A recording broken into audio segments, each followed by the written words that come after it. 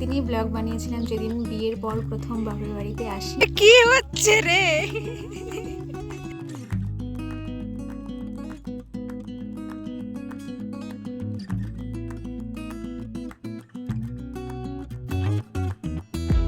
Hello সবাইকে, আমার নতুন একটা ব্লগে তোমাদের সবাইকে আবারও অনেক স্বাগত জানাই। সবার প্রথমে জানাই শুভ জন্মাষ্টমী। আর জন্মাষ্টমী তো কালকে ছিল, আজকে পারণ, তো আজকে থেকে ভিডিওটা স্টার্ট করছি।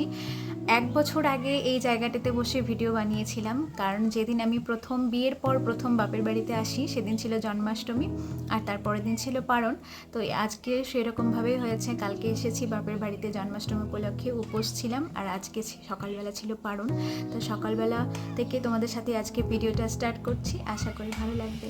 সকালবেলা আজকে উপোসের পারণ হয়ে গেছে, কিন্তু তালের বড়া কিছু বেঁচে ছিল, স্পেশালি আমার জন্য বাঁচানো হয়েছে, কারণ তালের বড়া আমার সবথেকে ফেভারিট একটা খাবার, তো খুবই ভালো লাগে। আর এই সময়টাতে তো বাড়িতে প্রায় দিনই তালের বড়া হয়, কিন্তু জন্মাষ্টমীর দিন তো হবেই, তো এটা সকালবেলা খাওয়ার মজাই আলাদা, বাসি তালের বড়া।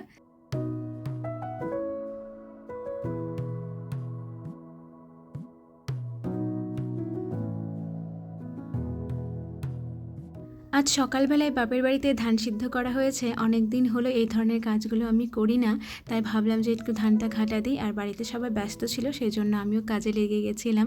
এই উনুনে রান্না করা, ধান সিদ্ধ করা, গোবর ঘাটা, এসব কিছু একমাত্র গ্রামের পরিবেশেই দেখা যায়। এই সব কাজগুলোর মধ্যে একটা কাজ লুপ্ত হয়ে গেছে, সেটা হলো মুড়ি ভাজা। আগে কিন্তু বাড়িতে উনুনেই মুড়ি ভাজতো, আমাদের বাড়িতে নিজেই আমার মা ঠাম্মি ভাজতো, কিন্তু এখন মিল থেকেই ভেজে নিয়ে আসে। আর আজকে সকালবেলা নতুন ড্রেসটা পরানো হয়েছে, নীল কালারের ড্রেসে কিন্তু গপুকে দারুণ লাগছিল।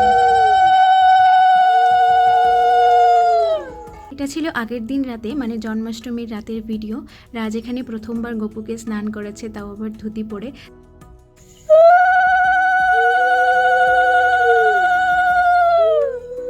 এটা আমি ক্যাপচার না করে পারিনি। আর আমিও গপুকে দুধ দই সব কিছু দিয়ে স্নান করাচ্ছিলাম। আর আজকে জন্মাষ্টমী রাতে গপুর সবগুলো ড্রেস ছিল নতুন, আর এই ড্রেসটা আমিও মাকে গিফট করেছিলাম গোপালের জন্য। আর কানের দুলগুলো মাও নতুন কিনে নিয়েছে, মানে সব কিছুই আজকে নতুন ড্রেস। তো এইভাবে আমরা জন্মাষ্টমী শুরু করেছিলাম। আর এখানে প্রসাদ ছিল, তালের বড়া, শসা, অনেক কিছু ছিল, সেগুলো দিয়ে মা কিছু কিছু দিয়ে পুজোটা দিয়েছে। এটা ছিল রাত 12টার সময় পুজো। আজকে ধাক্কা দি মুরে পূজারে রে।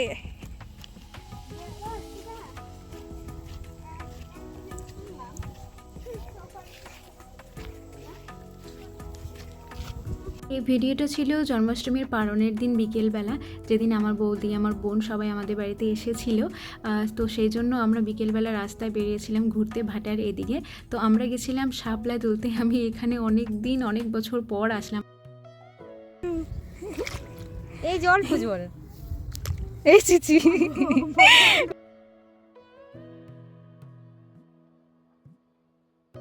ঘুরে যা, ওই যে ওগুলা বড় বড় আছে। আরে এইটুকুই জল। না না না না না, আমার যুগ ধরে ভয় করে। দেখ গোটা পোলা বানিসকে দৌড়াইছে, ওগুলো একটু একটু যা। হ্যাঁ, গোটা পোলা বান দৌড়ায়। আমরা 3 জন মিলে আসলেও জলে নামতে হয়েছে ওকে একাই, কারণ আমার পক্ষে সম্ভব ছিল না এই জলে নামার, কারণ আমি যোগ দেখে প্রচণ্ড পরিমাণে ভয় পাই, কিন্তু ও ভয় পায় না। কিন্তু একা একা নামতে ভয় পাচ্ছিল, ভাবলাম যে আমরা আছি, তুই যা। তো শাপলা খাওয়ার ও খুব ইচ্ছে হয়েছে, আর ওদেরই জমি, কিন্তু ওরা খেতে পায় না, ওদের বাড়ি একটু দূরে, তাই আসতে পারে না সব সময়। আর আমাদের বাড়ির কাছে, তাই ভাবছিল যে শাপলা তুলে নিয়ে যায়।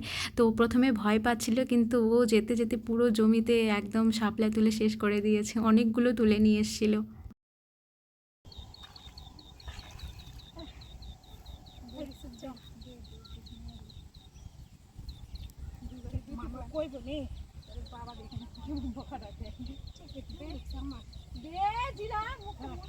ও একদম বোঝা বেঁধে শাপলা তুলে নিয়ে এসে আর বলছিল যে বাড়ি থেকে দেখতে পেলে বকা দেবে, মানে এই জমিটা, এই জায়গাটা আমাদের বাড়ি থেকে দেখা যায়, তাই বলছে যে বাড়িতে গেলে বকা খাবো, কারণ এই জায়গাটাতে আমরা সচরাচর আসি না, তো সেই জন্য একটু বাড়ি থেকে না বলেই চলে এসছি যে ঘুরতে যাচ্ছি। এই যেটা তুল সাঁতার জানাস না? এগুলো কি হচ্ছে রে? বাড়ি থেকে দেখুন। আমরা তিনজন একসাথে থাকলে এই ধরনের পাগলামোগুলোই করি। এতগুলো শাপলা তোলার পরে আমাদের আর মন ভরেনি, তাই রাস্তাতে যাওয়ার সময় পুকুরের ধারগুলোতে দিয়ে একটা দুটো করে ছিল, সেগুলোও তুলছিলাম। ভাবলাম যে অনেক জলে আছে, এগুলো বড় হবে, কিন্তু না, একই রকম। অনেক দিন পর আবারও এইভাবে তিনজনে একসাথে এইভাবে সময় কাটালাম। অনেক দিন পর এভাবে আমরা একসাথে ছিলাম, একসাথে ঘুরতে গেছিলাম। তো এই ছিল আমাদের তিনজনের পাগলামো করা ভিডিও। তো দেখা হচ্ছে আবার অন্য কোনো ব্লগে। আজকে এই পর্যন্তই, টাটা।